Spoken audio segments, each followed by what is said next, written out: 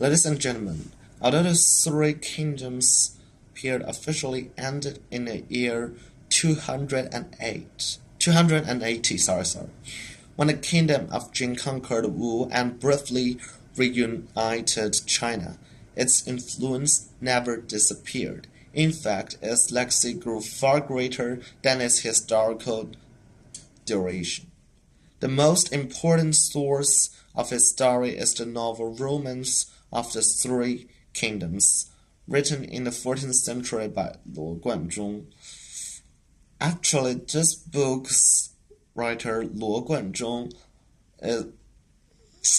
was inspired by Liu Bei, and Luo Guanzhong regarded Liu Bei as an inspiration for him. So in this book, he always praises Liu Bei, and he also regarded Cao Cao as a villain. So perhaps this book is not as fairly as we think. However, this novel, one of the four greatest classical novels of China, still gives us a lot of things. For example, it mixes history with legend, turning real figures into larger-than-life heroes.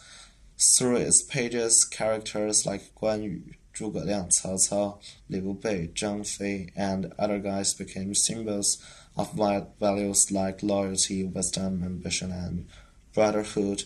This inspired the whole Chinese society for almost thousands of years. Beyond literature, the legacy of the Three Kingdoms lives in many forms of culture.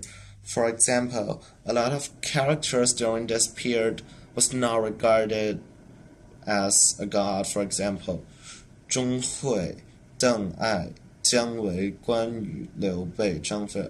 A lot of guys was regarded as a god in Chinese traditional culture. Some regarded such as good things like livelihood and other things, but some guys like Zhong Hui is regarded as the god of the disasters. And now modern films and TV dramas retell its event with vivid characters. Even in the world of video games, such as the popular Dynasty Warriors series, players continue to relive the battles of that time, and there are also a game named Sanguosha. It's a card game, and it can tell us the history of the whole Three Kingdoms period. The Three Kingdoms also left an influence on everyday life. In Chinese business culture, people still quote strategies from the novel as lessons in negotiation, leadership, and teamwork. Statues of Guan Yu, the god of loyalty and rightness, can be found in temples, shops, and homes, showing how deeply this era lives in population imagination. And still now, a lot of people choose to praise Guan Yu to show their best wish to their futures, perhaps like this.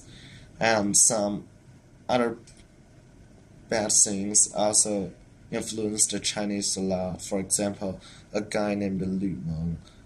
He and his soldiers, they made themselves look like the